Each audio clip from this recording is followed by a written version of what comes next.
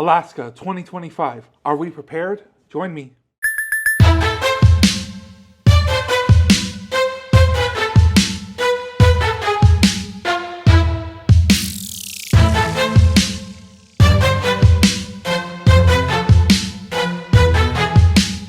Welcome in, and thanks so much for joining me with this episode. Before I get talking about Alaska, I want to tell you a little bit about our channel. We are a family of 5. There's me, myself, my wife, and we have 3 kids who are 10, 10, and 12.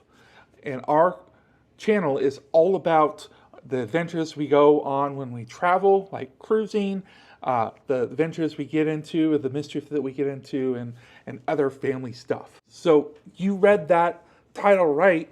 Alaska 2025 is just a hot skip and a jump away. Soon we'll be sailing once again to Alaska. So if you have an Alaskan cruise booked, or you're thinking about booking an Alaskan cruise, I'm going to talk a little bit about some of my experiences, some of my tips about getting ready for Alaska, and open up that discussion on what we need to be doing to be ready for Alaska 2025. So before I get into talking about those pro tips, I just want to give you some background so that you understand who's talking to you. You should always investigate the people you're getting advice from.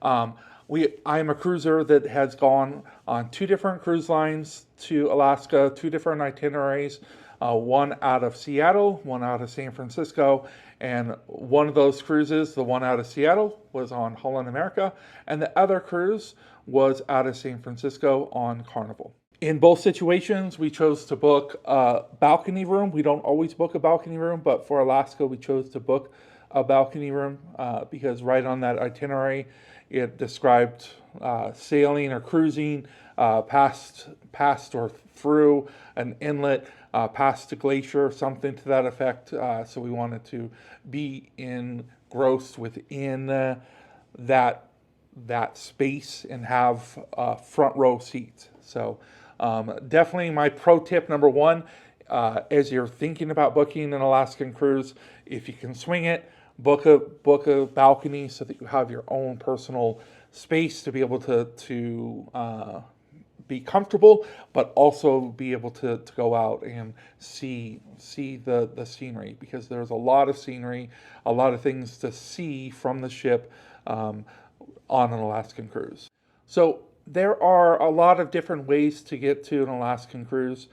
I would say probably the most popular itinerary is going to be an inside passage. And probably a lot of viewers here are probably thinking about going from either Seattle or Vancouver. But other places, like I said before, San Francisco, you even have southern facing cruises coming from, say, Anchorage. You can go on an Alaskan cruise from Long Beach or Los Angeles and even San Diego. So we went from Seattle in 2009. It's been a long time. And then we went from San Francisco in 2022. Those were our 2 experiences.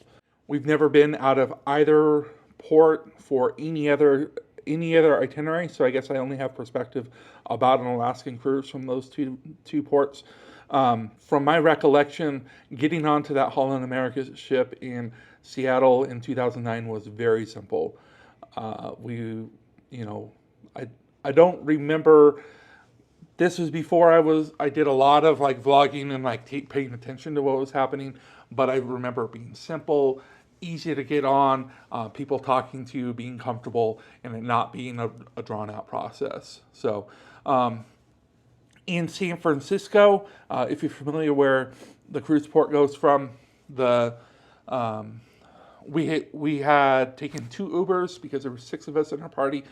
We took 2 Ubers, we got dropped off, and it was one of the first cruises for Carnival leaving from San Francisco. That was like a new port for them, and they were still working. It felt like, maybe I'm wrong, but it felt like they were working out some of the kinks and bugs.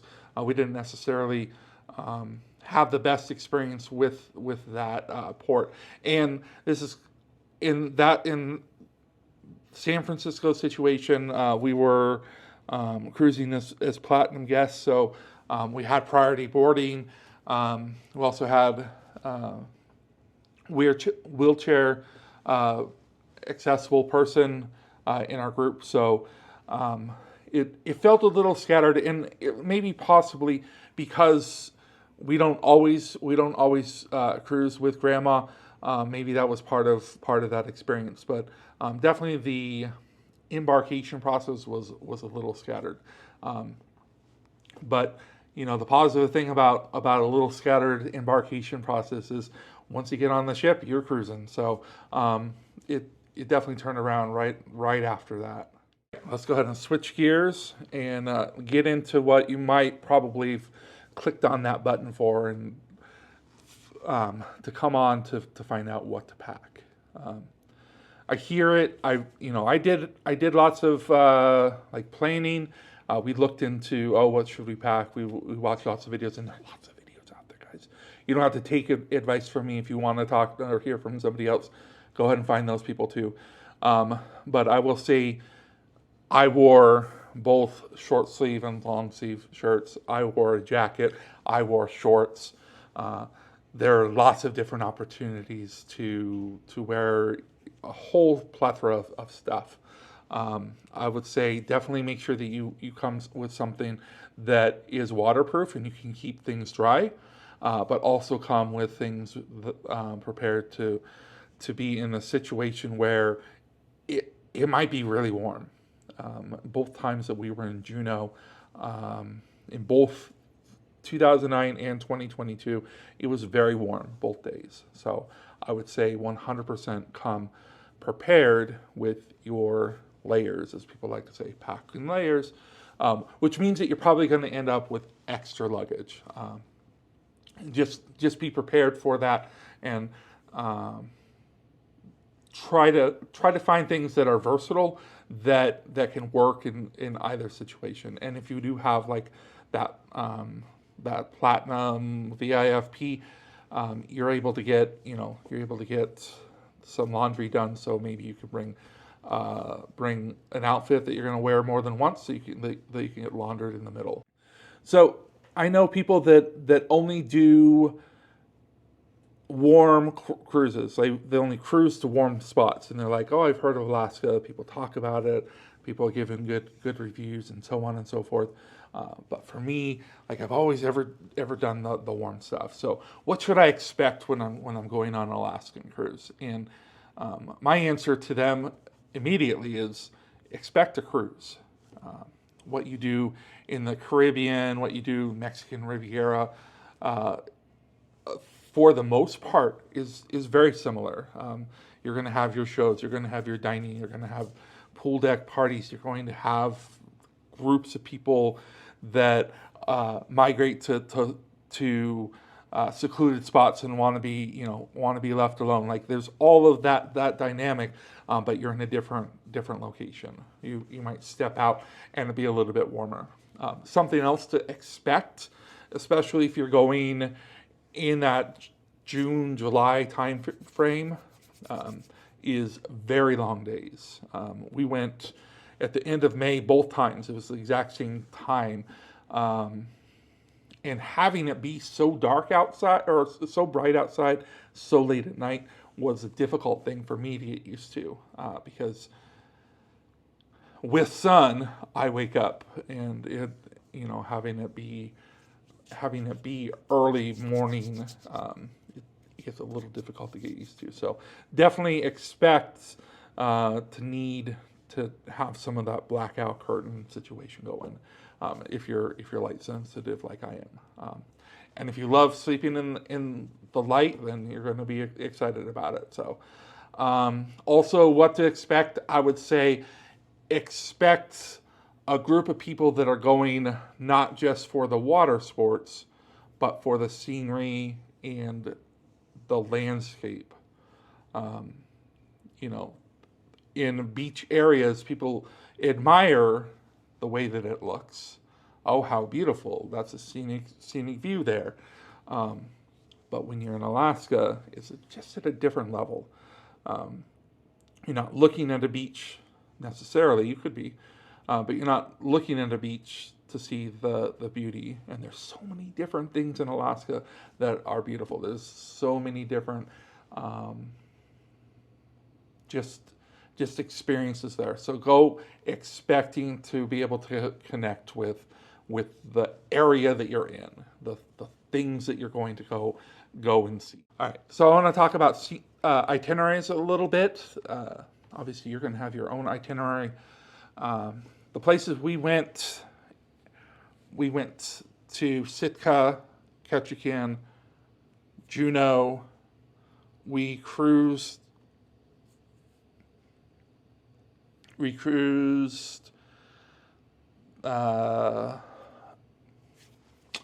fjord. Dang it. I'm sitting here with the loss for words with the right fjord.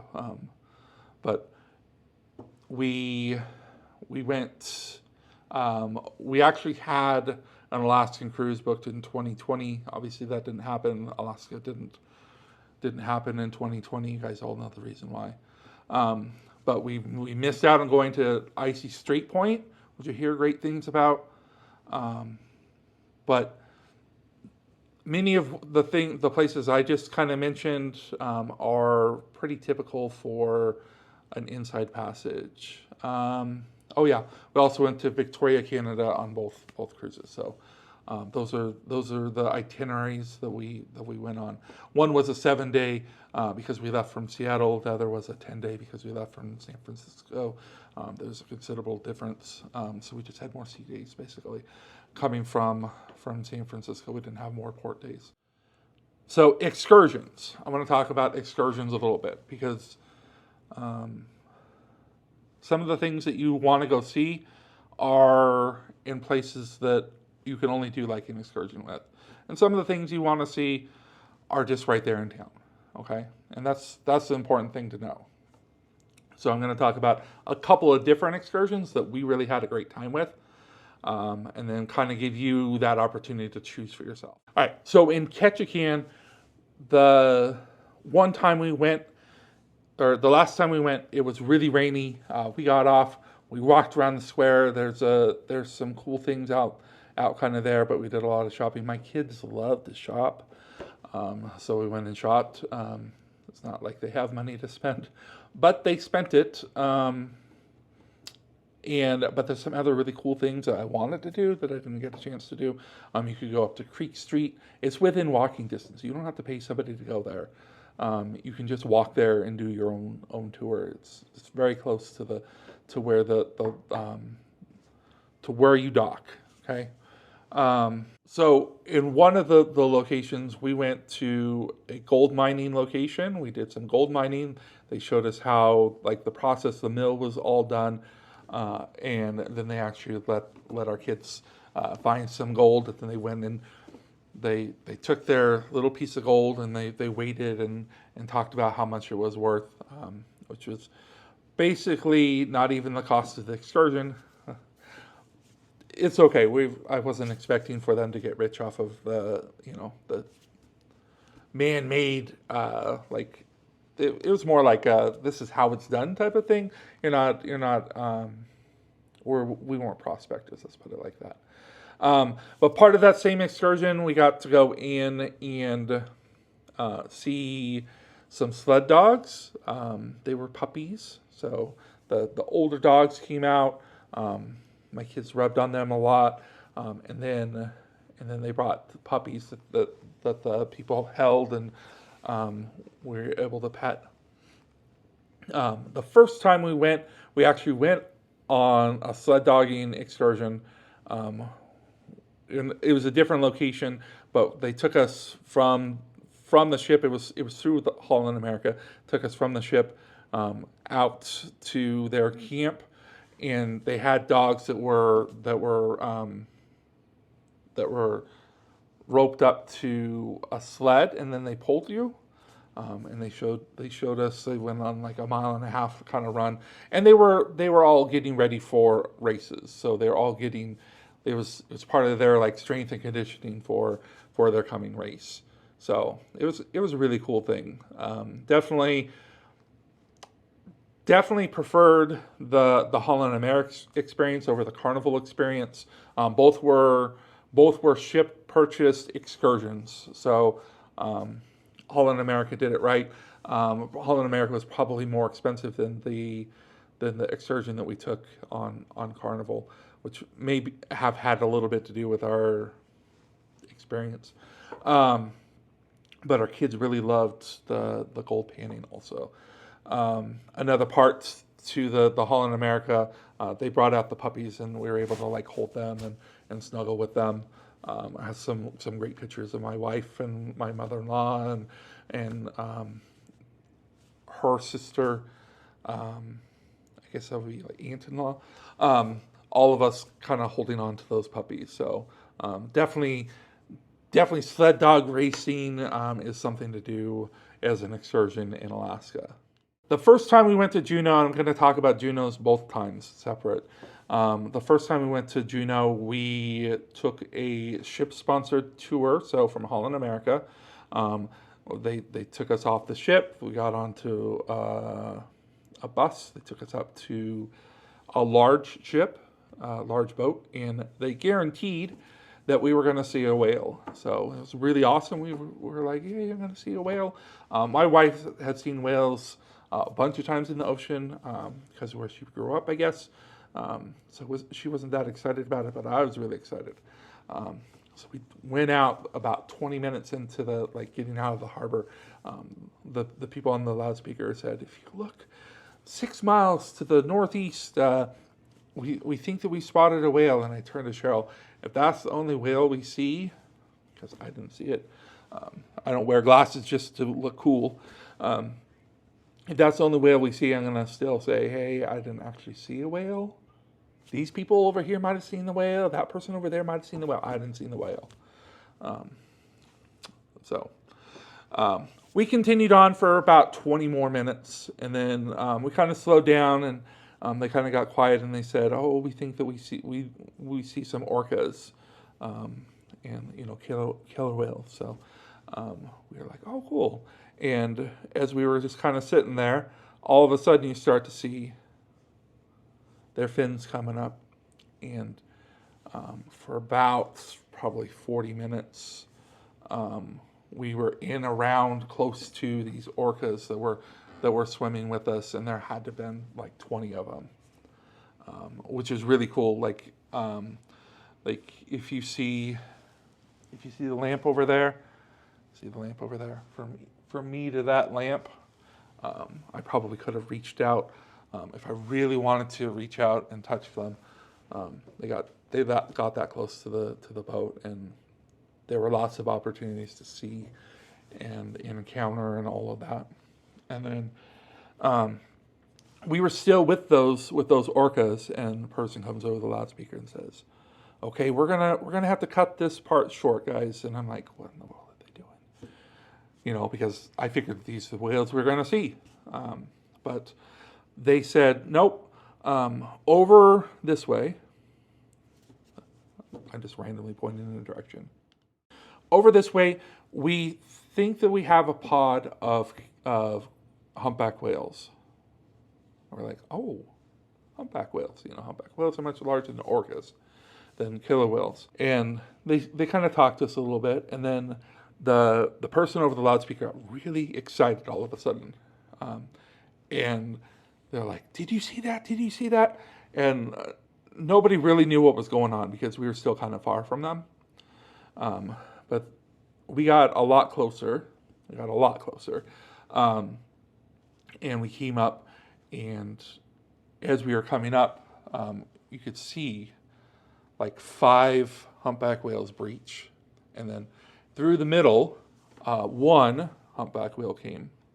And the naturalist, the person that was on talking to us the entire time, explained to us what was happening. So 2 humpback whales swim in one direction, to the lower ground, and then 2 more from the upper, they swim in the opposite direction, and they disorientate the fish. And then the 5th or the 7th whale comes up and feeds. They feed, and the person called it bubble net feeding, and I swear that's what they call it. it could be called something else, but that's what the person told us it was called.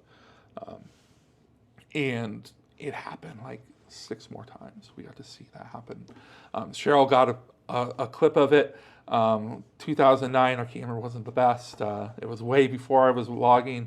I didn't have it. I don't have any video of it. Actually, on my Facebook, I have the picture of one of the bubble nut feedings that she got, and you can clearly see all these whales up. And basically, what was explained to us by the naturalists is this is a learned behavior. Not all humpback whales eat fish that way. So not all humpback whales behave that way. So seeing that happen was a truly unique experience, which is really awesome. For the entire ride back to the pier, like the lady was just going on and on about how spectacular that was. And it was a truly like memorable experience just by seeing that many like humpback whales. But hearing the lady talking about it, like, I mean, it's something that I won't ever forget. And apparently right there in Juneau, like orcas and humpbacks come, and it's kind of like their or their summer hangout. So if you're in Juneau and you want to go see a whale or see whale sightings, and somebody's telling you, "Oh, we guarantee that you're going to see a whale," you're going to see a whale. You're going to see a whale. Go on if that's on your bucket list, go on the excursion.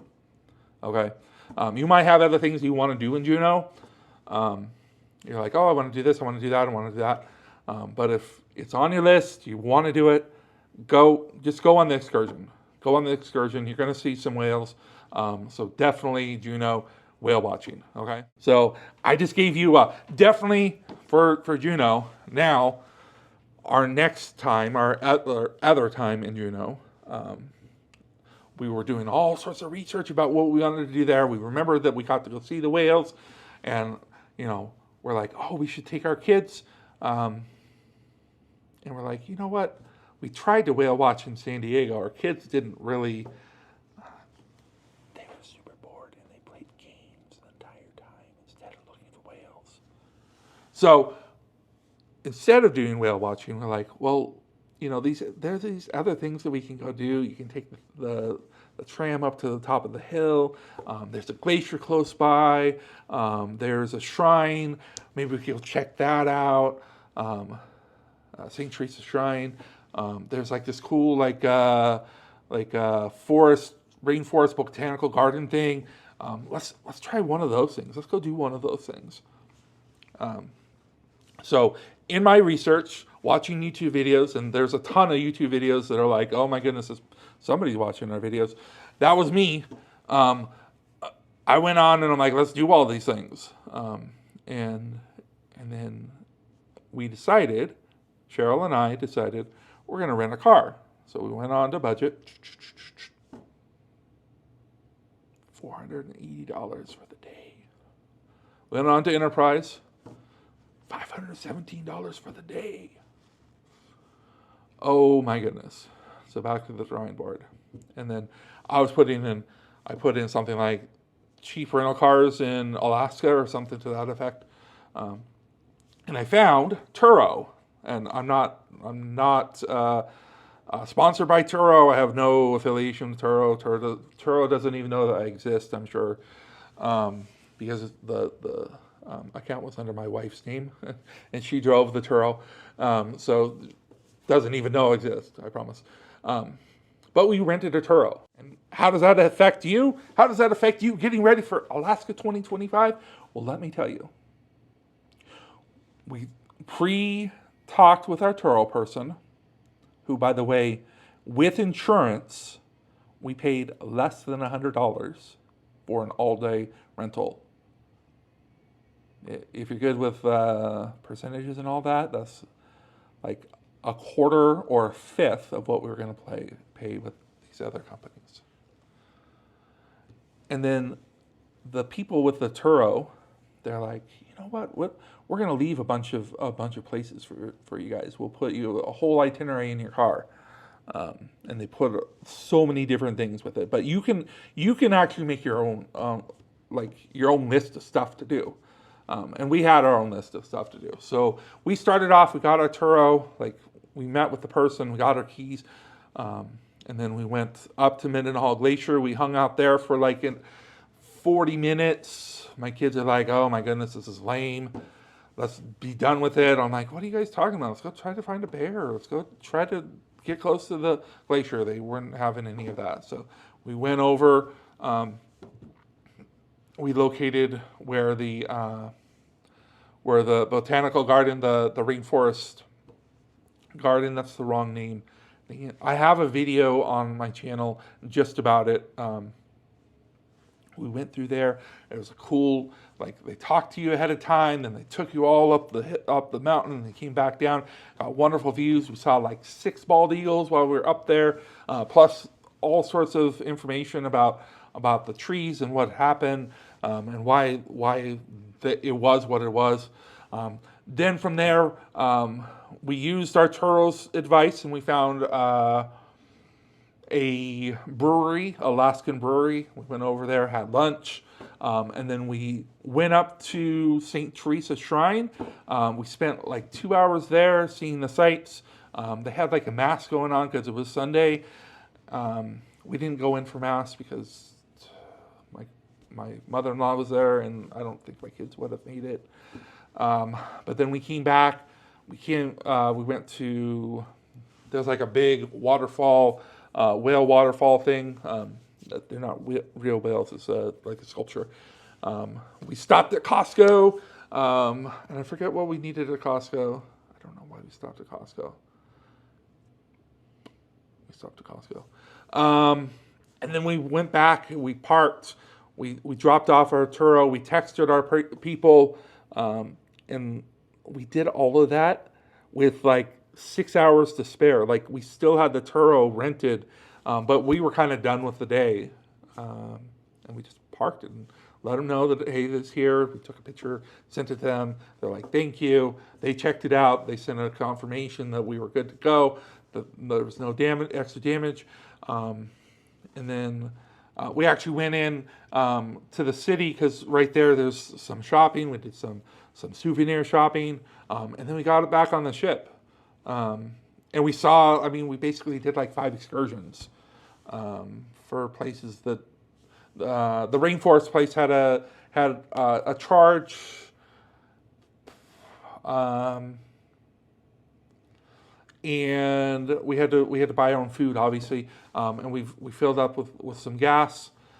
But beyond that, like there wasn't any extra charge, and we had 6 people that we did a lot with on a really tight budget, really small budget in Juneau. So I told you gotta do whale watching in Juneau, but if you don't want to do whale watching, get a Turo. Like Juneau, honestly, I could probably go back there again. We could find 10 more things to do in a whole different way. I feel like there's a lot of things to do in Juneau. So if Juneau's on your place, make that a place that you make the most of your time. And check out Turo. Let me know if you tried it. Leave comments down below.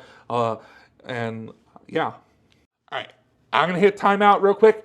If you've enjoyed this video at all, think about giving me a thumbs up. If you're getting into some of what I have to offer, maybe consider subscribing to us. Like I said, I come on here and share information because I value what other people have given me, and hopefully something I'm giving you is valuable to you too. If your ship is offering you the opportunity to get off the ship and go see the Great Glacier as you're cruising, consider doing it. And the reason why I say that is that if you're cruising and they're like, oh, we have to take another smaller boat to get to it, you're a little ways away from the glacier, from the itinerary piece, and it's a bummer that they're charging you for it. I have mixed emotions about that, but it is worth it. And what we did as a family, and this is kind of like a little pro tip, instead of taking all 6 of us up there and looking at it and watching it and doing all that and dropping a lot of money. I went, I videoed it, brought it back, and now everybody in the family can see what it had to offer. If you're going to do that excursion, understand that you're going to be outside probably a lot of the time. They do have like an indoor space, but you're going to want to be up, and it's kind of chilly out, and the boat moves pretty fast.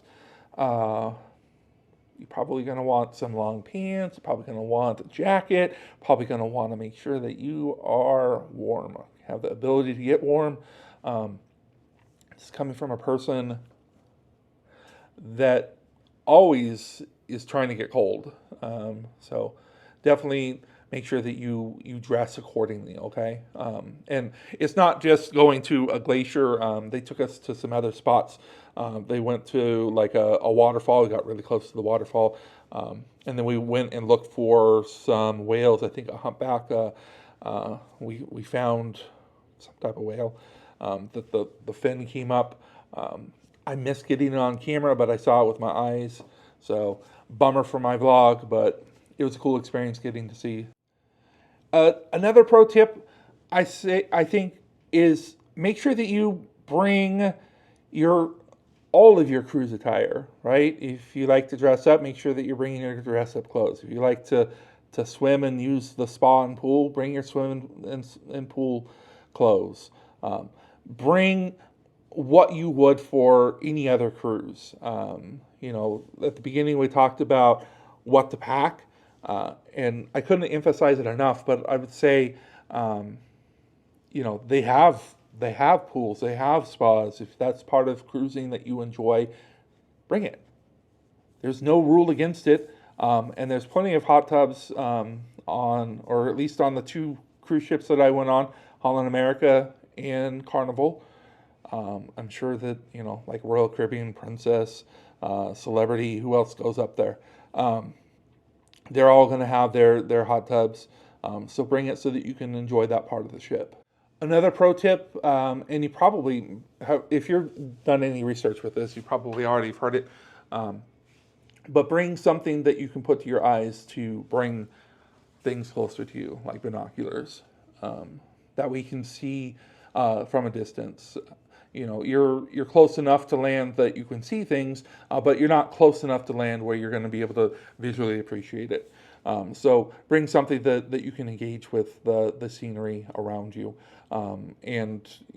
Binoculars, you can get binoculars, cheap binoculars, for the whole family. And for those people that are like, oh, you took kids on an Alaskan cruise, isn't that for old people? And I'll say, yeah, we took kids on our Alaskan cruise. Our kids go, and they love to cruise. Alaska's not just for people of a certain age; it's for everybody. So, if you enjoy nature, if you enjoy cruising, consider the itinerary. All right. So, to start to wrap things up, the thing that I enjoy most about Alaska is that connection with the area that we're going to. We really love Alaska as an itinerary. We don't do it every year just because we're not independently wealthy. My wife has vacation time, and it's just the reality of being 40 somethings with kids. But if you're a family, it's enjoyable. If you're an older group, it's enjoyable. If you're a younger group, it's enjoyable. Come in and enjoy Alaska. The time spent in Alaska is well worth it. I can't speak to other times and only have 2 experiences, but the time of late May, early June seems like a fairly drier time compared to other periods. So if you're looking for that, possibly consider looking at a late May cruise. Even for families, we can be off of school still and make it in for those cruises. So the only way that we were able to go is because of that school schedule. I work in education, so you know, it's worked out fine for me in both situations. I want to really say thank you so much for making it all the way to the end of this video. If you saw something here that you found valuable, or think that somebody else in your group or your family would find valuable, I'll share it with them. Let them know about it. If you're like, hey, you missed this, Nick, why didn't you talk about this? What's that about? Let me know about it. Tell me about it. It's okay. I'm not an expert. I'm not over here saying this is everything about Alaska. If you have other ideas or other thoughts, throw them down in the comments. I'd love to hear about it because it means that I'm growing too. So, but all in all, thank you so much for taking your time to watch. And I hope that I see you real soon. And you guys have a great day. Bye.